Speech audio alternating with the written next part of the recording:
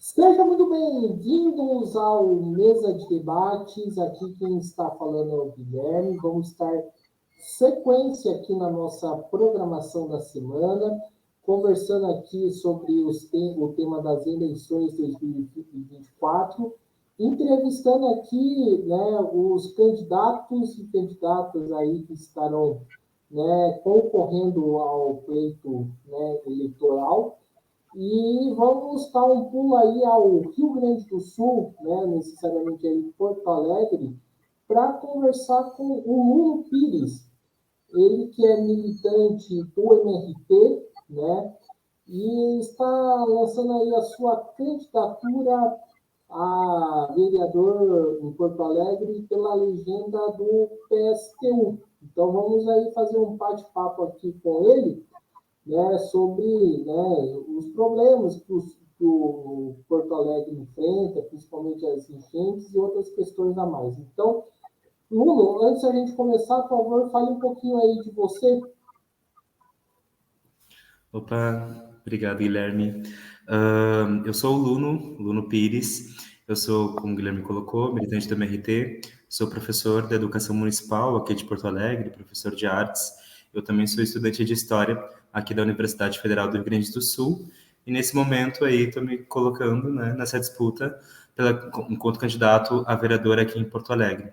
Uma disputa que está sendo bem importante, né? Toda uma discussão política fundamental frente à situação das enchentes que está colocada aqui em Porto Alegre, toda essa destruição capitalista ao meio ambiente que vem tornando a situação aqui da nossa cidade uma situação bastante de caos social, que inclusive foi aprofundado, né, pelas políticas aí da extrema-direita, do Melo, do Eduardo Leite, e que agora estão se aproveitando, né, da situação das enchentes para avançar com o seu projeto privatista.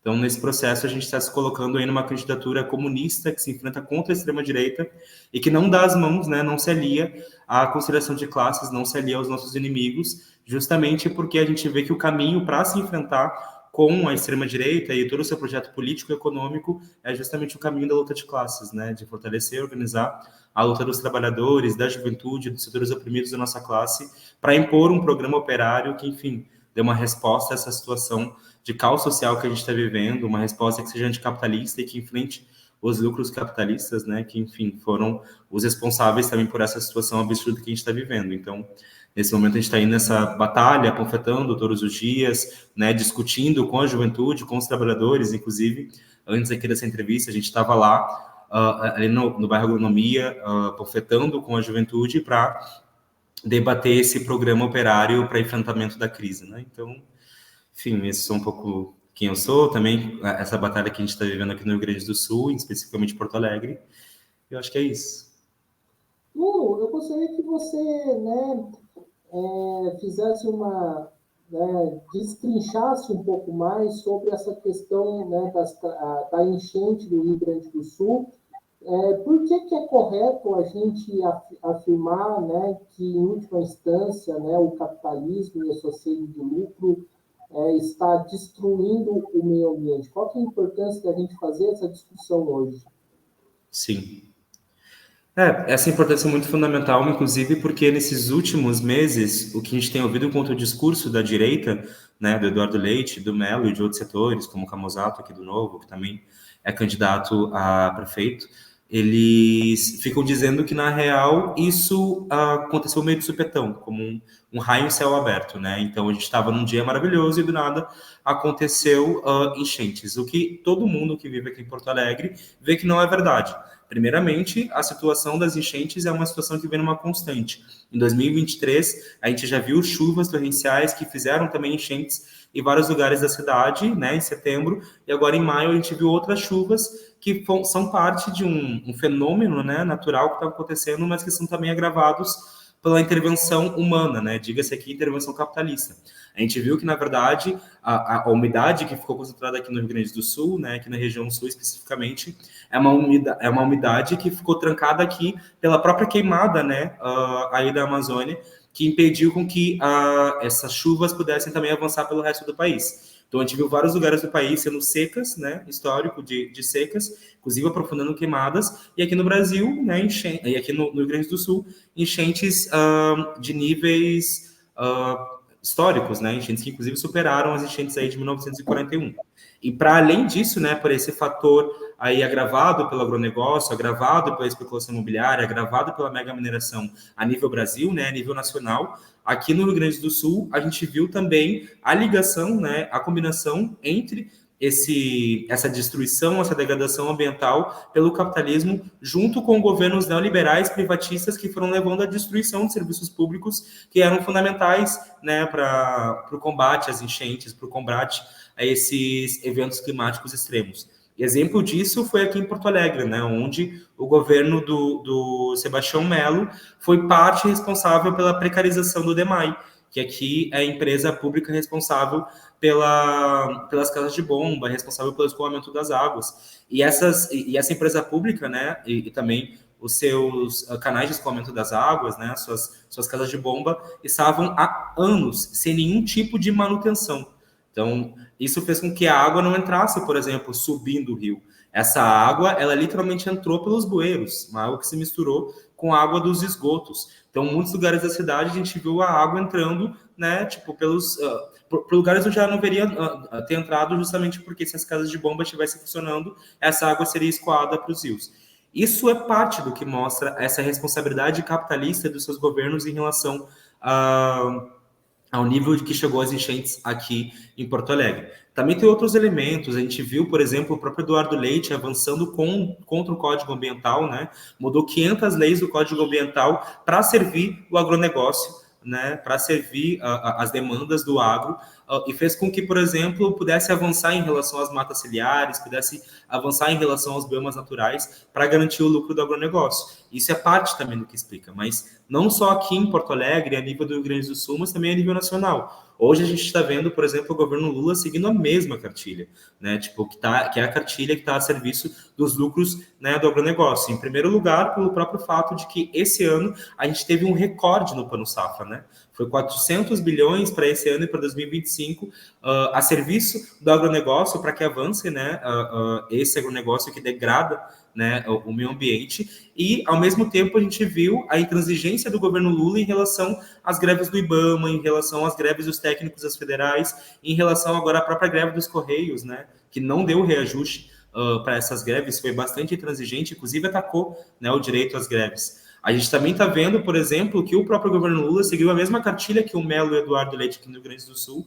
que não destinou recursos para o enfrentamento de enchentes, né, para o enfrentamento de eventos climáticos extremos. Enquanto isso, né, estava lá pondo à frente o seu arcabouço fiscal para garantir o pagamento da dívida pública, para garantir, né, os lucros dos banqueiros. Então, é toda uma situação dos governos capitalistas e de conciliação de classes que mostra, né, essa responsabilidade desses governos que estão a serviço dos lucros capitalistas e que, nesse momento, deixaram, né, a cidade literalmente, né, ser destruída pelas águas, assim como o resto, né, do Rio Grande do Sul. Aqui em Porto Alegre, a gente viu uma situação que foi bastante profunda, mas que não foi, eu acho que talvez 20%, 30% do que aconteceu em outras cidades do interior. Se a gente for olhar para Canoas, por exemplo, que é uma cidade do lado da grande região metropolitana, a gente viu a destruição de um bairro inteiro. Matias Velho, que é um dos bairros mais populosos, ficou literalmente mais de semanas, né, embaixo d'água, a água que chegava no segundo andar das casas. Então, isso é parte do que mostra os efeitos dessa degradação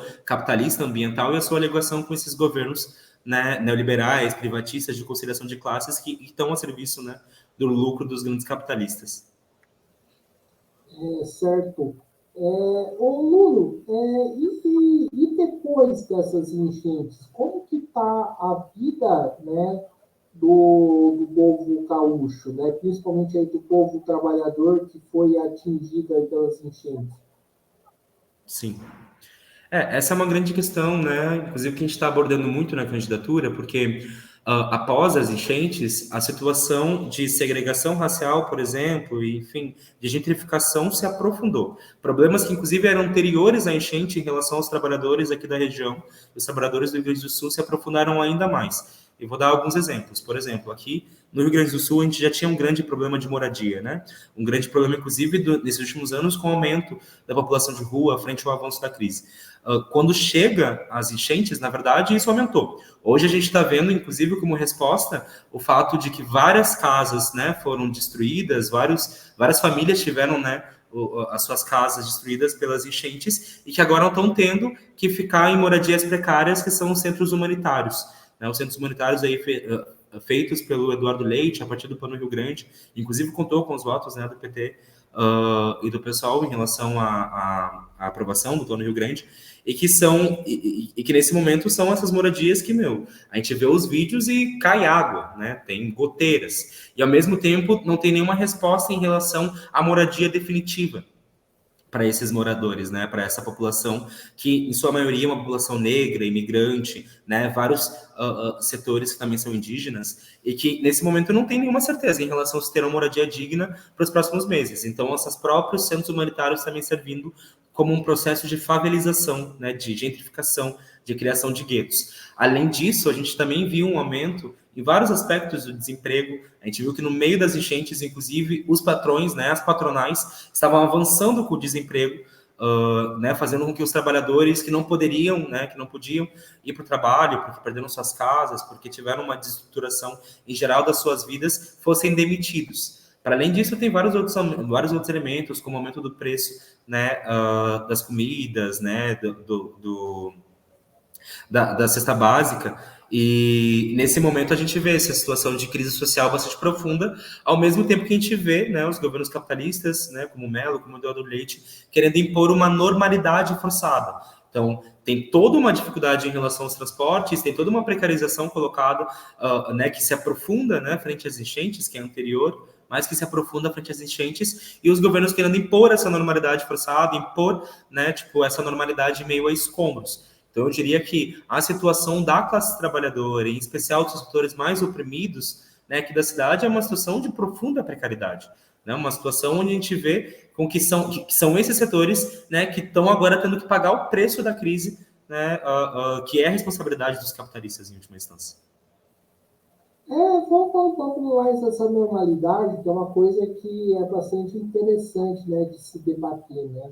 Eu vi uma notícia que em plenas enchentes, quando estava, né, no ápice, né, do negócio, tinha gente que estava discutindo o retorno, né, das escolas, né, a serviço de quem está essa normalidade? Porque o empresário fala que tem que voltar na normalidade, mas o cara está confortável na casa dele, né? É justamente isso. É os empresários, é os donos das escolas privadas, é os donos, né, das grandes empresas que falavam que era preciso voltar a uma vida normal, né, que, enfim, a enchente foi um momento, mas que agora era preciso voltar a uma normalidade, mas que na prática o que estavam fazendo era impor, né, essa política patronal de fazer com que os trabalhadores voltassem sem nenhum tipo de condição, né, para os seus trabalhos. Um exemplo muito forte disso, e que inclusive a gente teve vários, né, camaradas, colegas que também sofreram com isso, foram as escolas privadas, que no meio de uma situação onde a gente não sabia, inclusive, se as enchentes iam se aprofundar, porque as chuvas continuaram, estavam obrigando os trabalhadores a voltarem para as escolas privadas. Só que, literalmente, no dia posterior, as chuvas aumentaram. Né? As chuvas tinham dado uma cessada, mas as chuvas aumentaram e chegou no momento onde as águas que ainda não haviam chegado nessas escolas privadas começaram a chegar, né? Tornando inclusive algumas escolas ilhadas, né? Fazendo com que os trabalhadores ficassem ilhados. Entre outros absurdos, né? A gente viu pessoas que tinham que voltar para o trabalho e que daí voltaram para suas casas e suas casas já estavam inundadas. Né, nesse momento onde as chuvas ainda estavam aumentando. E essa normalidade, ela realmente muda a serviço dessa perspectiva de lucros. Porque o que significa? Não tem como parar. Não tem como parar de trabalhar, não tem como parar de garantir lucro para o patrão, então vou impor uma normalidade que faz com que os trabalhadores, inclusive, não possam pensar e se organizar para se enfrentar com esse nível de crise, né? Porque se tiver essa normalidade, essa coisa onde estamos todos no mesmo barco, nós, né, os trabalhadores e os patrões, a gente não consegue pensar como se organizar, né, para se enfrentar com essa crise capitalista que está colocada. E é por isso que, por exemplo, a nossa candidatura, nesse momento, está batalhando para conseguir fortalecer e organizar a luta da nossa classe, né, para conseguir organizar em cada escola, em cada local de trabalho e estudo, né, a força dos trabalhadores para se enfrentar, porque a gente sabe que nesse momento é preciso, né, impor um programa operário, inclusive sem nenhum tipo de confiança nesse Estado capitalista, que é um balcão de negócios, né, para esses grandes empresários que querem impor essa normalidade. A gente, né, acredita só na nossa própria força para conseguir lutar pelas nossas demandas, inclusive lutar para que esses setores, né, que agora querem colocar a crise nas nossas costas, sejam parte de quem pague pela crise, não nós. E essa batalha é muito fundamental, inclusive no campo, de disputar a consciência da classe trabalhadora, de mostrar que essa normalidade capitalista é para fazer com que a gente pague pela crise, e que a gente não pode pagar por essa situação. Daí só mais um elemento, enquanto esses patrões, né, inclusive principalmente das escolas privadas, né, os tubarões da educação querem impor essa normalidade falsa, né, essa falsa normalidade, ao mesmo tempo a gente vê o Melo aqui em Porto Alegre, a gente vê o Camozato também, como parte dessa disputa da prefeitura, querendo avançar na privatização das escolas, né, das escolas municipais, assim como o Leite, né, quer avançar na privatização das escolas estaduais, e com o total silêncio da Frente Ampla, que sequer cita o fato de que agora a política desses setores é avançar com a privatização nas escolas, né? Isso é um absurdo, é parte do que mostra essa sanha de lucro frente à degradação, né, capitalista que está colocada hoje aqui em Porto Alegre, no Rio Grande do Sul, e do qual a nossa candidatura também se enfrenta. Luno, vamos fugir um pouco, né, dessa discussão, né, das enchentes, depois eu quero voltar nela, né, e você falou da questão das privatizações da escola, das escolas, né, públicas. Cara, isso é um absurdo, né? Não está na hora, né, das centrais sindicais convocar, inclusive, uma greve geral da educação para barrar esse projeto, porque então, os caras estão meio panguando, né? Sim. Não, super, porque, como eu tinha colocado, se aproveitam dessa situação que a gente está vivendo hoje no Rio Grande do Sul para avançar em vários níveis de privatizações em vários serviços públicos. Então, vão lá e atacam os transportes, né? Que aqui, por exemplo, a empresa histórica pública, que é a Carris, empresa de transportes, foi privatizada e, todas as situações que a gente tem visto nesses últimos meses, se eu contar para você, parece meio absurdo. Tipo, tem ônibus que pegam fogo todos os dias, sabe? Ônibus que perdem as rodas. Não tem mais cobradores. Então, é o nível de precarização colocada que foi parte dessa privatização levada à frente pelo Melo. E agora tem esse projeto de privatização das escolas municipais e estaduais, né, que estão no mesmo bojo de uma MP que foi assinada pelo Alckmin, né, tipo, de um decreto que foi assinado pelo Alckmin que abria espaço para as PPPs e parcerizações que, né, em última instância, também é privatizar a gestão das escolas e os serviços mais fundamentais da escola e avançar nessa perspectiva de privatização.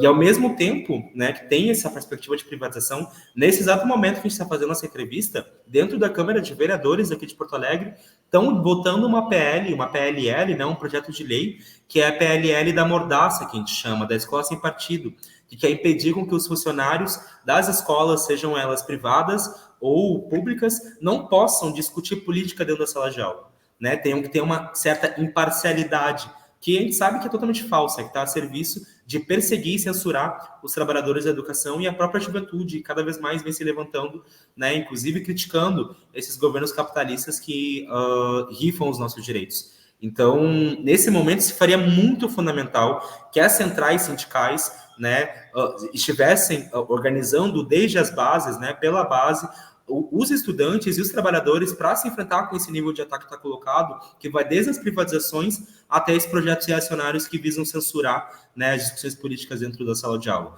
Mas a grande questão é que essas centrais sindicais, as suas direções, hoje estão totalmente atreladas, né, com aí os governos de conciliação. Aqui, por exemplo, né, tipo o CEPERS e o SIMPA, são centrais sindicais, né, que são sindicatos que estão, né, que as suas direções são direções do PT e do PCdoB, e que nesse momento não querem organizar a base dos locais de trabalho, né, dos locais de estudo, justamente porque os projetos, né, que a direita está levando à frente contam em vários momentos com a conivência e com o apoio, né, tanto do governo federal quanto também aí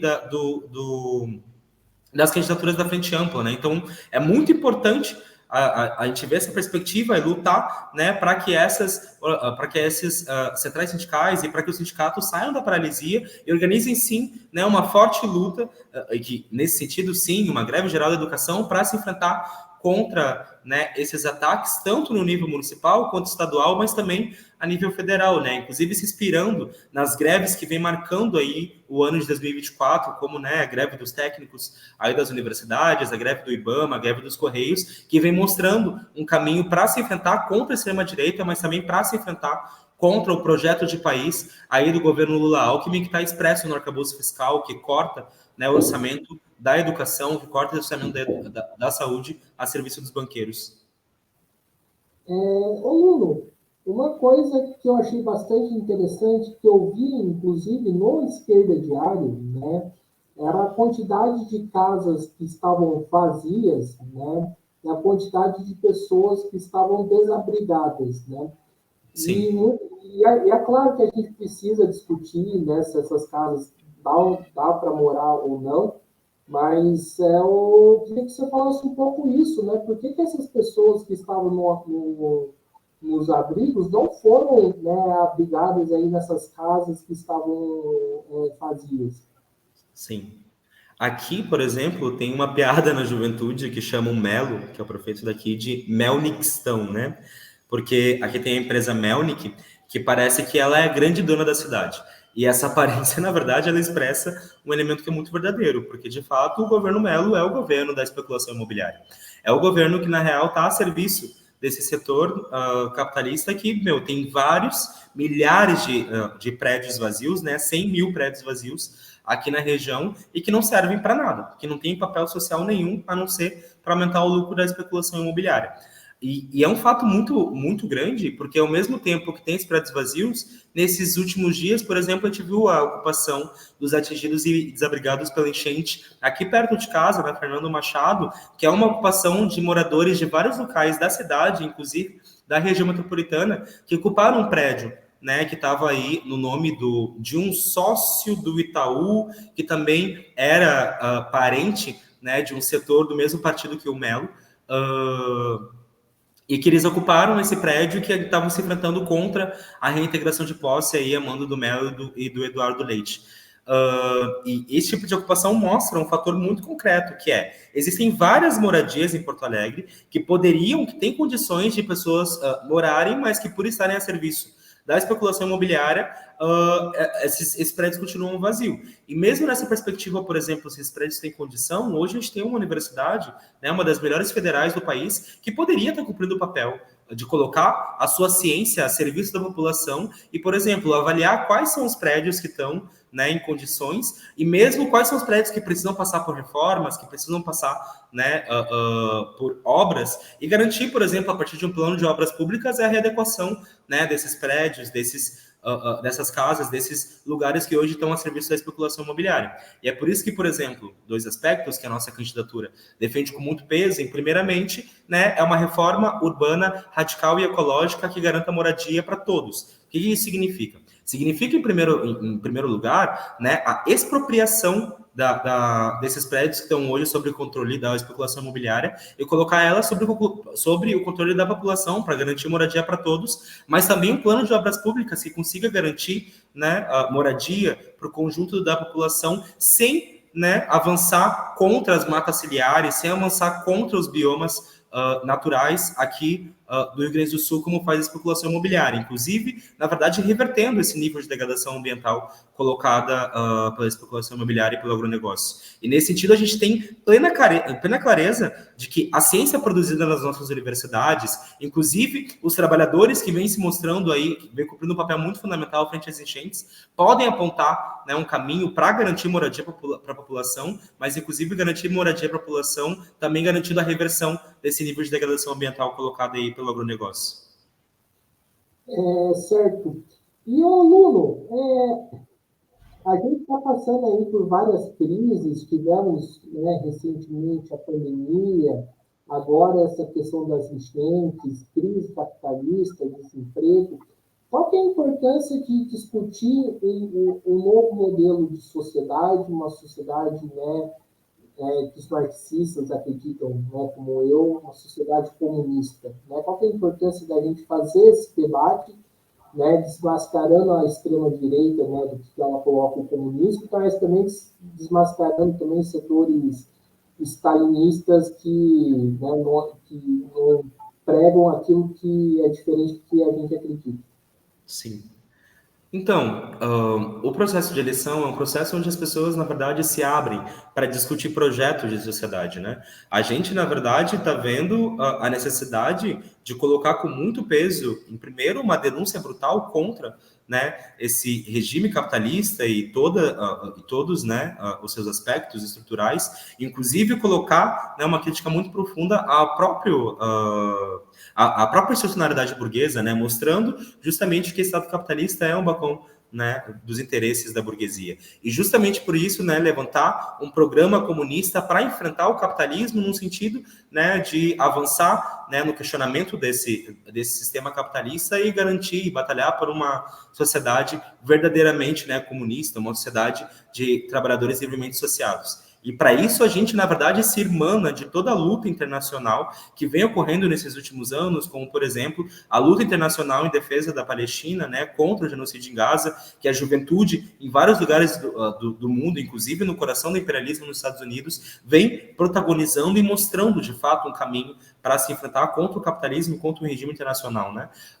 E nesse momento, nas eleições, a gente acha muito importante esse aspecto, porque a gente não quer colocar ilusões, como fazem, por exemplo, o PSOL e o PT, na população, de que é possível dar uma saída, né, para a situação de crise colocada para a classe trabalhadora, sem se enfrentar com os lucros capitalistas e com esse sistema de conjunto. A gente quer, na verdade, falar a verdade.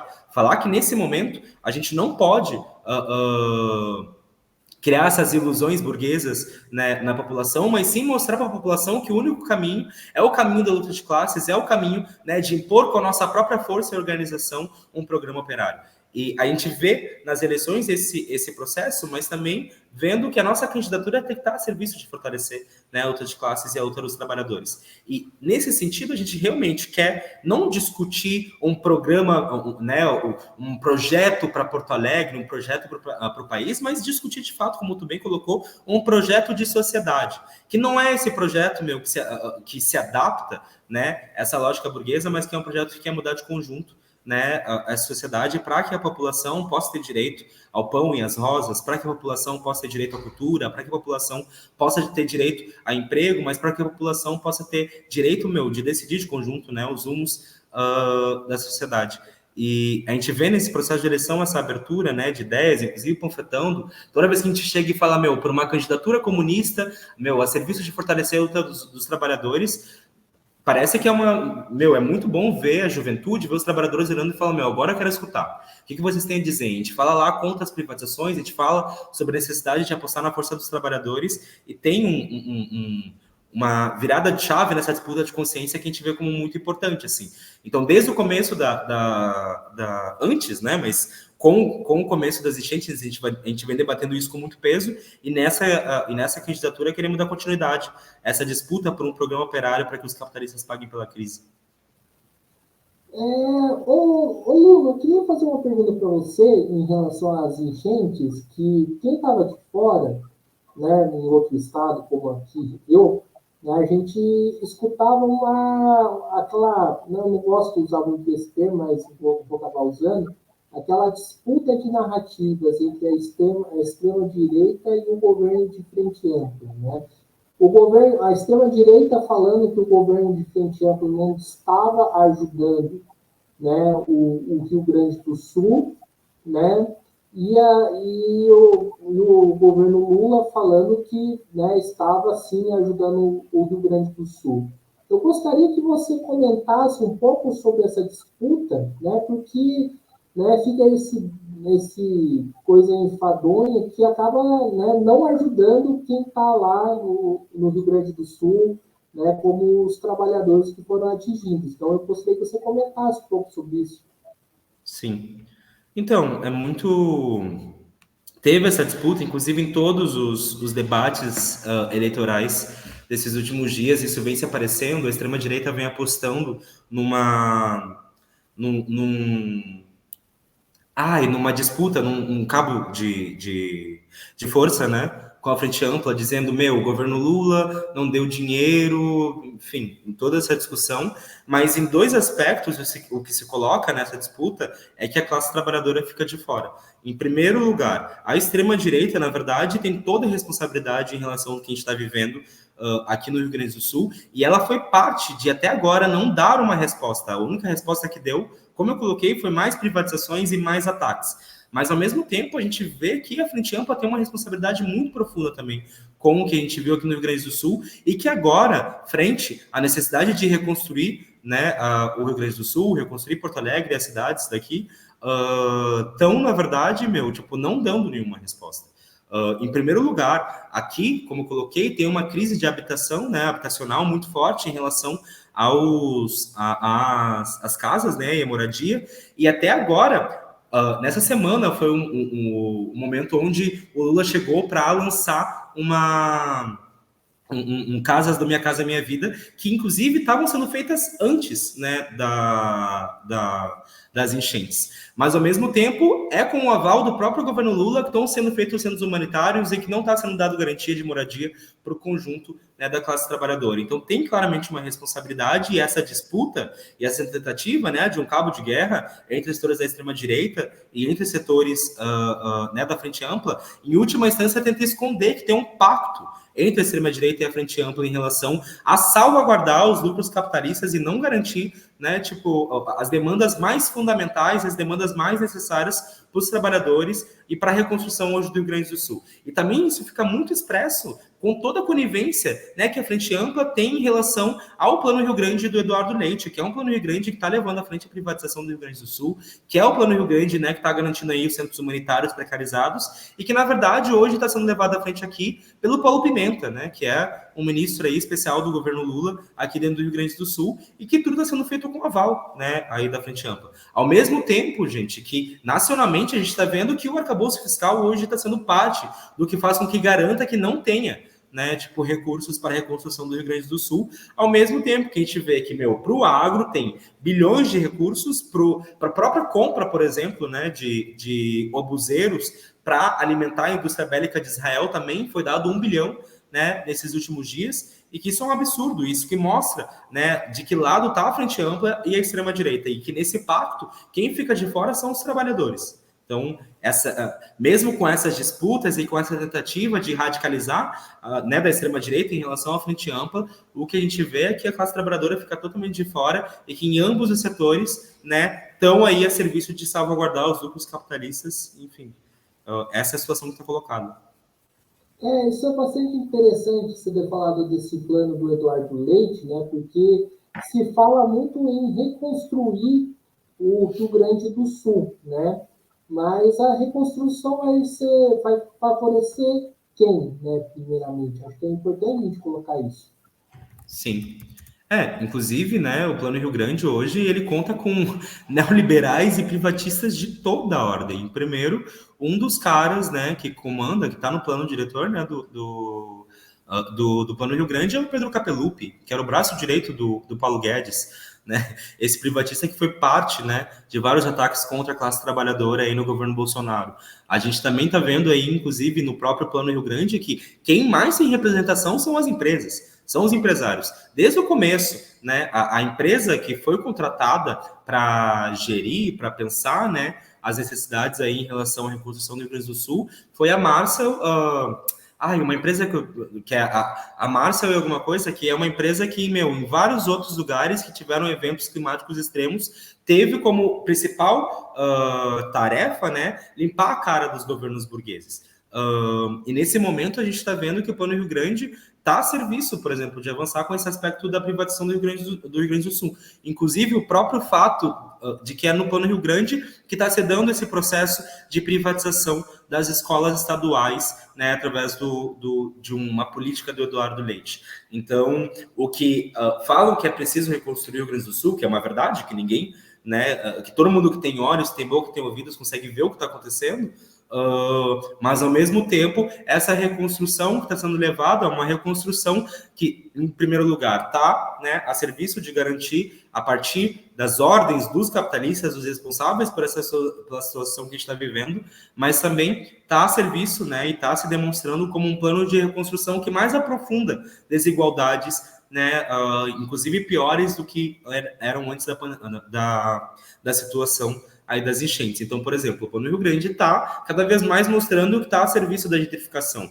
está a serviço de colocar os negros, os indígenas, os quilombolas, os imigrantes, para cada vez mais longe do centro, né? Para cada vez mais longe aqui do centro de Porto Alegre. Enfim, entre outros aspectos, mas que mostra que esse plano do Rio Grande, esse plano de reconstrução do Eduardo Leite, é um plano profundamente, né, privatista. Nuno, é possível reconstruir, né, o Rio Grande do Sul com o arcabouço fiscal vigente? É impossível reconstruir o Plano Rio Grande com o mecanismo, né, o Rio Grande do Sul com um mecanismo como esse que, diretamente estrangula os orçamentos. A gente viu aí o arcabouço fiscal impondo um corte de 15 bilhões no orçamento, onde mais de 1 bilhão foi para a educação, onde mais de 1 bilhão foi para a saúde, onde mais de 1 bilhão também foi para transportes, e que nesse momento também está impedindo que tenha recursos para a reconstrução aqui do Rio Grande do Sul. Inclusive porque esse, né, arcabouço fiscal também está a serviço do pagamento das dívidas públicas, né, tipo da dívida pública aqui do Brasil, mas também da própria dívida pública do Estado. Uma dívida pública, né, que inclusive com os planos de recuperação fiscal, como o plano de recuperação fiscal aqui do Eduardo Leite, também cada vez mais vem impondo ataques e privatizações aí contra os trabalhadores, e que nesse momento, inclusive, ter todo um debate em relação ao não pagamento da dívida pública aqui do Estado, do qual o PT e o pessoal foram parte de votar contrários, né, ao não pagamento, ao cancelamento, né, da dívida pública do Estado, e só colocaram para não ter o pagamento durante 3 anos, e que depois desses 3 anos vai voltar com tudo, né? Essa dívida pública que já foi paga e que cada vez mais vem aumentando em juros. Então, esse, né, mecanismo que é o arcabouço fiscal, né, que está a serviço, né, das dívidas públicas, a serviço de aumentar os lucros dos banqueiros, a serviço dessa responsabilidade fiscal capitalista, cada vez mais vem se mostrando como um verdadeiro obstáculo para a reconstrução do Rio Grande do Sul. É um absurdo, é preciso de uma luta nacional, né, contra o arcabouço fiscal para derrotar o arcabouço fiscal, e, novamente, né, essa luta tem que ser levada à frente pela classe trabalhadora, pela juventude, né, pelos setores oprimidos da nossa classe, que, enfim, são os únicos que podem mostrar uma resposta, né, para essa situação que a gente está vivendo. Nuno, mudando um pouco ainda de assunto, né? Existem, né, eu sou muito entusiasta, né, de um exemplo da Argentina que é a FITO, né, a Frente de Esquerda e dos Trabalhadores. Acho que é um exemplo, né, bastante importante da chamada esquerda classista.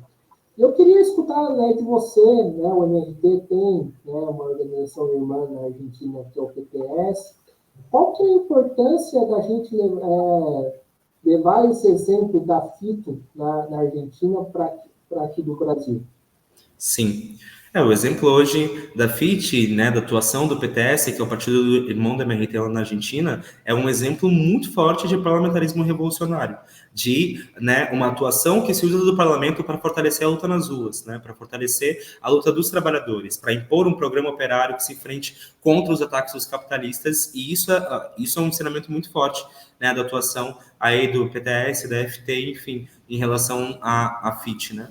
E é muito forte também a perspectiva de não se adaptar a essa lógica burguesa que a esquerda de conjunto se adapta, né? Então é por isso que, por exemplo, a nossa candidatura e a nossa bancada nacional, né, tipo a nossa chapa nacional em relação a essas eleições, vem defendendo que todo político, que todo juiz ganhe como uma professora, por exemplo, que vem defendendo que, caso ganhemos, os nossos mandatos vão estar a serviço de fortalecer a luta nas ruas, vão estar a serviço de fortalecer a luta dos trabalhadores, né? Não vão estar a serviço de depositar ilusões no parlamento burguês, mas sim de mostrar que é só a nossa classe, que é só os caminhos de auto-organização que podem apontar uma resposta, né, a essa situação. E é muito forte que agora, nesse momento, né, lá no PTS, a gente vem se enfrentando contra os ataques, né, do governo Milei, sem dar as mãos, né, sem se aliar, né, com os nossos inimigos, sem se aliar, né, com setores da direita, com setores da conciliação de classes, mostrando que é preciso ter independência política para se enfrentar contra os ataques da direita, da extrema-direita e dos capitalistas. E aqui a gente segue o mesmo caminho, a gente não busca, né, as nossas candidaturas não buscam se aliar com a direita, não buscam se aliar com a conciliação de classes, né, não buscam se aliar, inclusive com setores bolsonaristas, como fazem,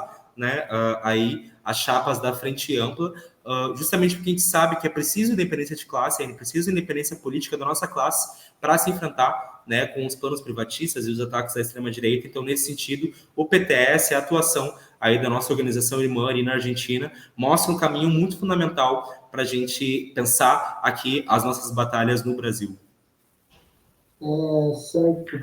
E a pergunta que fica, Luno, por que não existe uma FIT aqui no Brasil? Qual que é a dificuldade da esquerda classista em montar uma FIT no Brasil? Sim.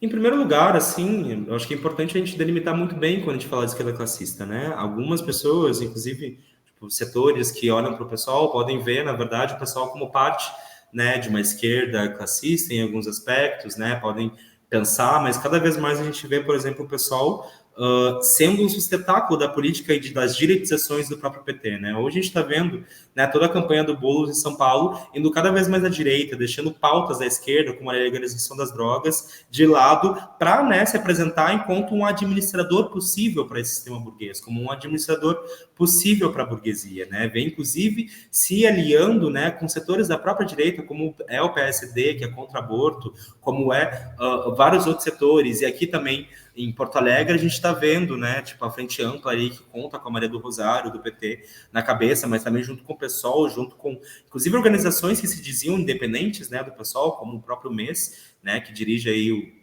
impulsiona o Juntos, a Organização de Juventude, e que nesse momento estão se aliando com setores como a Avante, né, que é um partido burguês fisiológico que foi contra, né, que é contra a classe trabalhadora, foi contra, né, historicamente o aborto, mas também foi a favor das reformas antioperárias, como a reforma da Previdência, como a reforma trabalhista. Estamos vendo, inclusive, essa chapa hoje está junto com o PSB, né, o mesmo PSB do Alckmin, mas o PSB que aqui em Porto Alegre, no governo Melo, foi base de apoio até agora ao governo Melo, e boa parte, né, em quase 90%, aí da política do Melo, né, dos elementos da política aí da base aliada do Melo, enfim, mostra até onde vai, né, como essa conciliação de classes abre espaço para a extrema-direita.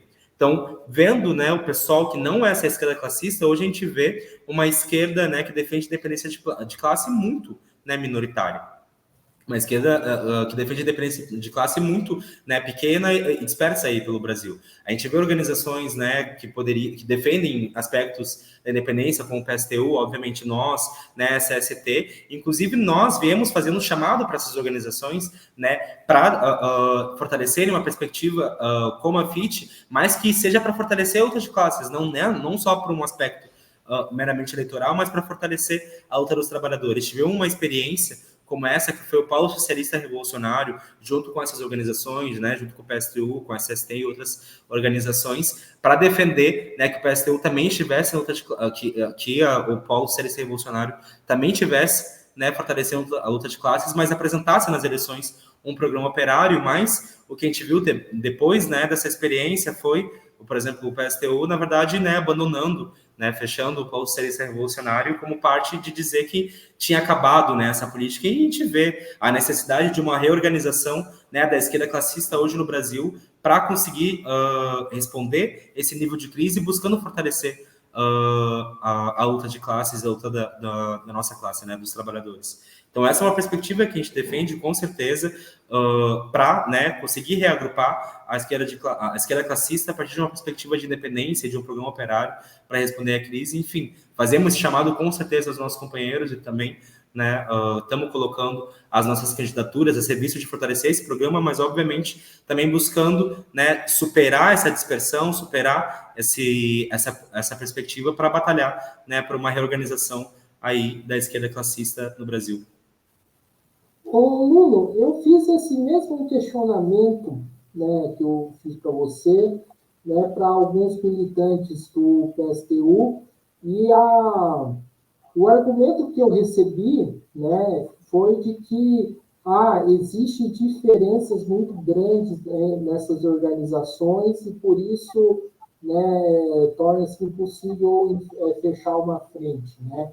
Citando inclusive, né, um ponto, né, que é em relação a 2016, né, do impeachment da Uhum. Dilma, como, né, uma diferença entre o PSTU e o MRT. Essas diferenças, elas tornam impeditivo de se fechar uma frente para o MRT, porque, para mim, acho que é meio complicado, né, usar isso como argumento para não ter essa frente. São diferenças fundamentais, eu diria. Primeiramente, tipo, as nossas diferenças com o PSTU estão muito ligadas também com, primeiro, a própria situação em relação ao golpe de 2016, os quais os companheiros, né, foram favoráveis, seguiram um caminho a reboque da direita, né, da direita golpista naquele momento que estava defendendo o golpe em relação a Dilma, e a gente buscava, né, que antes de tudo era um golpe, né, contra os trabalhadores, e que a gente buscava por uma saída independente, que não, né, fosse parte de ficar a reboque do setor da direita, mas sim que defendesse uma perspectiva de classe, né, uma saída dos trabalhadores que se enfrentasse contra, obviamente, a política de ajustes do PT, sem, na verdade, defender uma saída golpista, como foi o impeachment de 2016.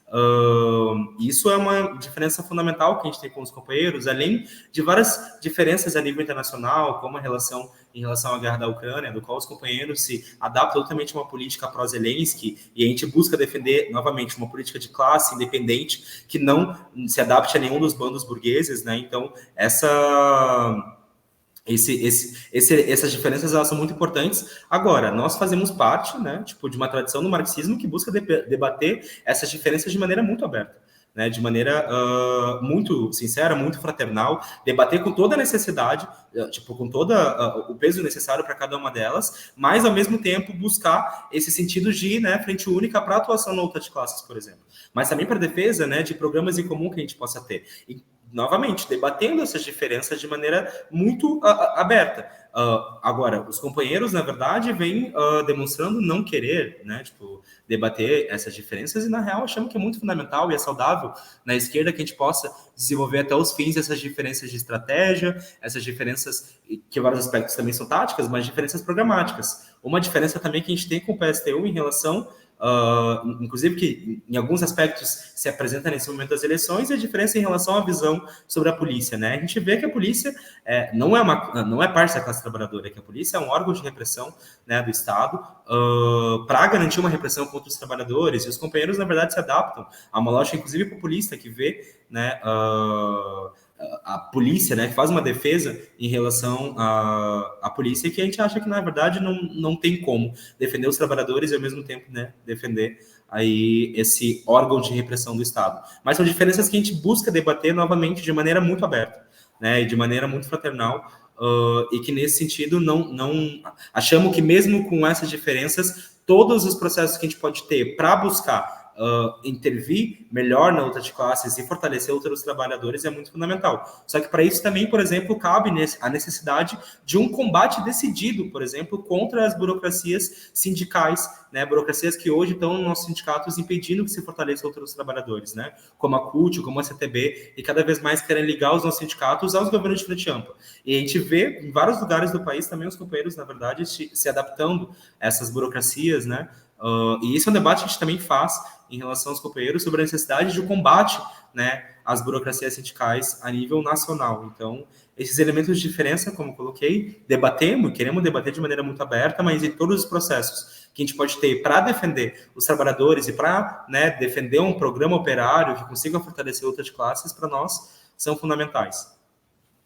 Ô, Lulu, né, indo para a parte final aqui da nossa entrevista, né, fala um pouco aí do tema das opressões, né? Você citou aí a questão do racismo, que se aprofunda ainda mais, né, por conta das enchentes, né, do Rio Grande do Sul, né, onde a população negra é atingida e tal. Qual que é a importância, né, para as candidaturas do MRT essa luta antirracista? Sim. É uma importância muito fundamental. Em primeiro aspecto, quando a gente fala de classe trabalhadora, a gente não pode ver ela como um ente que não tem cor, que não tem gênero. Na verdade, a gente vê que a classe trabalhadora do Brasil é uma classe trabalhadora cada vez que tem mais cara, de mulher negra, sabe? E que está na terceirização, e que sofre com a precarização do trabalho, que sofre com vários ataques que foram aprofundados com a reforma trabalhista, com a reforma da Previdência. Então, quando a gente pensa em classe trabalhadora, a gente pensa numa classe trabalhadora que também é negra, que tá uma classe trabalhadora que também é imigrante, uma classe trabalhadora que também é indígena. Então, para a gente buscar um programa revolucionário, para a gente buscar uma saída pela crise, é também preciso buscar um combate às opressões. Justamente porque as opressões elas são usadas por esse sistema capitalista para aprofundar a exploração de classe. A opressão racista, nesse momento, também serve para aprofundar cada vez mais a precarização do trabalho, que divide a nossa classe entre trabalhadores terceirizados, trabalhadores com direitos, trabalhadores efetivos. E é por isso que as nossas candidaturas, por exemplo, também batalham contra a terceirização, pela efetivação dos terceirizados, inclusive sem necessidade de concurso público, justamente porque todos os dias eles mostram, né, que são capazes de cumprir o seu trabalho, mas também, né, uma luta por mais concursos públicos para garantir que tenham cada vez mais, né, trabalhadores com todos os direitos. Defendemos aí a revogação das reformas trabalhistas, das reformas da Previdência, o conjunto, né, desses ataques que vem com golpes de 2016 e, enfim, também a própria, né, a luta contra o arcabouço fiscal, que é um mecanismo que aprofunda a terceirização.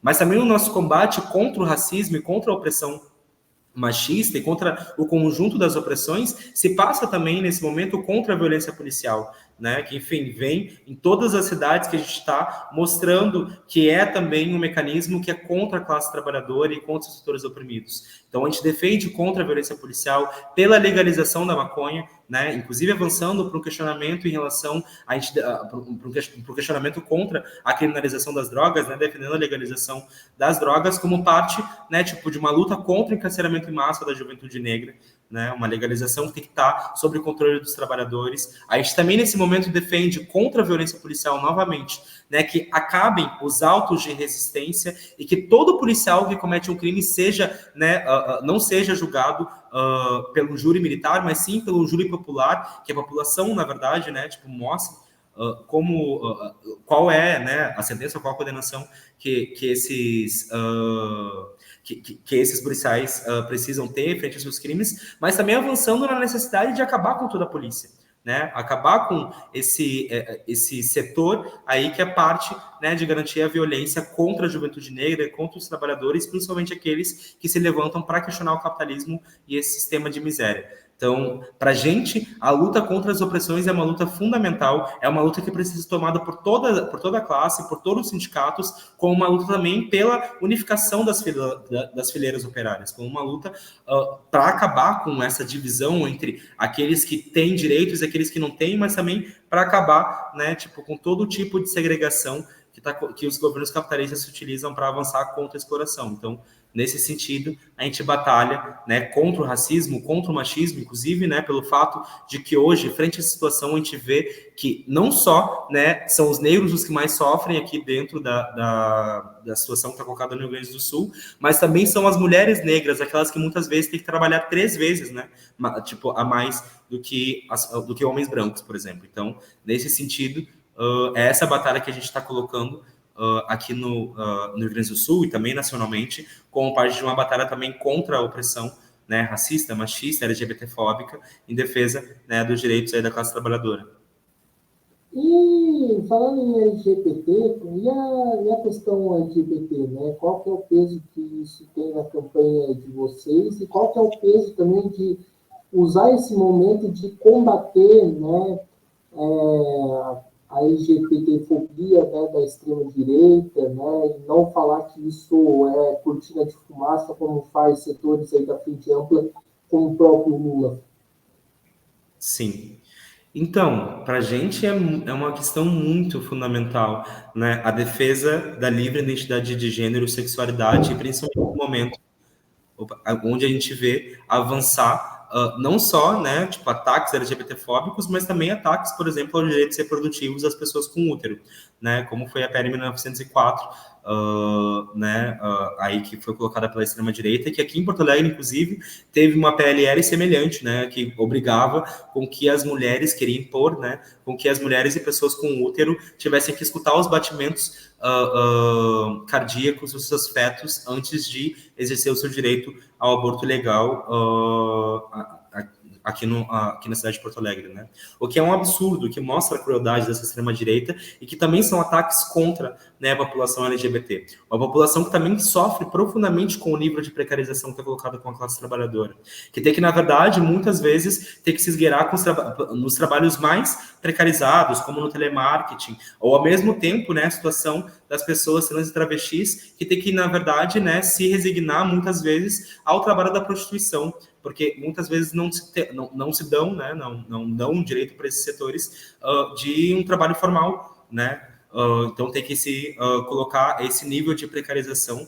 Então a nossa luta também é para garantir, né, os direitos da população LGBT, mas principalmente para garantir o direito à livre identidade de gênero e sexualidade, para que ninguém possa, né, decidir como a gente, né, se identifica, com quem ou como a gente pode amar, mas sim para a gente lutar pela liberdade total nesse sentido. E para isso a gente precisa sim se enfrentar contra a extrema-direita, inclusive com os setores que agora querem se usurpar da luta LGBT para defender essas políticas vis, né, e contra os trabalhadores. Inclusive pelo fato de que, nesses últimos anos, é justamente nos partidos da direita, inclusive da extrema-direita, que mais vem, né, surgindo candidaturas, né, LGBT. E que é parte dessa lógica de se usurpar da outra LGBT para defender essas políticas absurdas. Então, na verdade, a gente defende um movimento, né, que luta pelos direitos LGBTs, mas é um movimento que luta por esses direitos, aliando com uma luta classista, né? Aliando com uma luta da classe trabalhadora, mostrando que é só a classe trabalhadora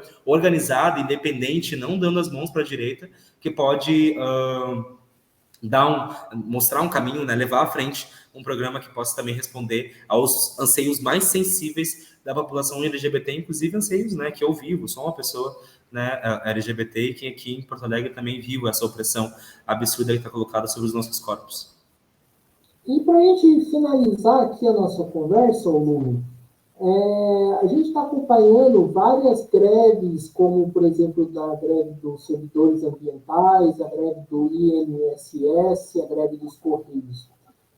Qual que é a importância para o MRT, né, usar as candidaturas, né, que vocês têm, né, para dar voz a essa greve? Porque o setor da esquerda majoritária, né, literalmente esquece, né, que essas greves existem e não discute essas greves, né, nesse período eleitoral. Gostaria que você respondesse um pouco isso, qual é a importância de dar peso aí nessas lutas. Sim. Nesse momento a gente vê um 2024 começando com profundas, né, importantes greves que vem se enfrentando contra o projeto de país da Frente Ampla, que vem, né, se enfrentando em vários aspectos contra o arcabouço fiscal, inclusive que vem se enfrentando com a degradação ambiental, como a gente viu a greve aí do IBAMA e do ICMBio, que denunciava, né, um nível de desmatamento, o nível de queimadas que estavam colocados aí no Brasil, que chegou, inclusive, a patamares históricos, né? Essas greves, em vários aspectos, elas, como coloquei, se enfrentavam contra, né, esse projeto de país e mostravam um caminho muito claro, que é o caminho da luta, né, que é o caminho, enfim, dos métodos de luta da classe trabalhadora. E para a gente, para as nossas candidaturas, elas cumpriam um papel muito importante, porque elas também serviam como um embrião, né, de uma oposição de esquerda, no sentido de mostrar o caminho para se enfrentar contra esse projeto que busca pactuar e também pactuar com a extrema-direita, né, inclusive colocar a extrema-direita cada vez mais, né, no regime, né, institucionalizar essa extrema-direita como parte, né, de se apresentar como um possível estabilizador do regime, como hoje quer aí o governo Lula, né, e a Frente Ampla. A gente vê nessas greves um importante caminho para o questionamento, né, desse projeto de país, mas principalmente um importante caminho para se enfrentar, né, contra essa extrema-direita que, a nível nacional, vem produzindo aberrações muito fortes. Então, para a gente, para as nossas candidaturas, o que a gente busca é fortalecer essas lutas. É por isso que a gente esteve ao lado, com a Juventude Faísca, de todos os processos de greve dos técnicos, né, e dos professores aí das federais, que a gente esteve ao lado aí da greve do IBAMA, do CMBio, que a gente esteve, né, e está ao lado aí da greve do INSS, e também, né, teve e está ao lado aí da greve dos Correios, que mostrou importante caminho de luta, que a gente acha que é muito fundamental que o conjunto das categorias sigam, e que, inclusive, que era necessário que tivesse uma greve geral do funcionalismo público. Imagina se todas essas greves estivessem acontecendo ao mesmo tempo. Seria um outro patamar. Mas a gente vê, ao mesmo tempo, né, que as centrais sindicais e as burocracias sindicais impedindo, né, sendo subserviente, né, a política da Frente Ampla, impedindo que esses processos pudessem se unificar para se fortalecer. Então, a nossa política também é para fortalecer e buscar, né, uma unidade entre esses vários setores grevistas para se enfrentar até o fim contra a extrema-direita e também esse projeto aí de país da Frente Ampla. Então, esses processos de luta, eles cumprem um papel fundamental, e as nossas candidaturas estão a serviço de fortalecer, né, essas lutas que, enfim, estão mostrando o caminho para se enfrentar contra a crise capitalista. Então, acho que é isso aí, pessoal. Estamos encerrando aqui mais uma entrevista do Mesa de Debates. Né? A conversa estava boa, mas precisa acabar. Então, eu quero aqui agradecer ao Luno, primeiramente, ter aceitado aí o nosso convite. Né? Gostei da conversa e eu passo a palavra aí para ele fazer suas considerações finais. Obrigado, Guilherme. Também achei a conversa maravilhosa, muito importante estar debatendo essas ideias, muito importante, né, estar mostrando que existe candidaturas, né, independentes, candidaturas militantes que lutam contra a extrema-direita e a conciliação, que batalham contra o arcabouço fiscal, que buscam, né, dar respostas profundas para situações que estão colocadas em vários municípios aí do país, e que mostram que nessa eleição que está colocada é uma grande batalha nacional também. E nesse sentido, queria deixar aqui, né, o convite a conhecerem, a debaterem com a gente, né, enfim, todas as nossas candidaturas aqui no Rio Grande do Sul, em Porto Alegre, também em Minas Gerais com a Flávia Vale, em São Paulo com a bancada comunista, também, né, ali em Campinas, né, com o Matheus e a Flávia, mostrando um caminho, e também ali no Rio de Janeiro com a Carol, que nesse momento está aí numa batalha muito forte na UERJ, né, e a luta dos estudantes mostrando um caminho para se enfrentar com a crise. E, em última instância, também queria, né, deixar aqui um chamado para votar em Porto Alegre, enfim, em todas as cidades que você tem, em 16555, candidaturas aí da classe trabalhadora, comunistas, contra a extrema-direita e a conciliação. Obrigado, gente. Então, acho que é isso aí. Mais uma vez, agradecendo ao Luno, também agradecendo a você que estiver nos acompanhando. Peço aqui que se inscreva no canal.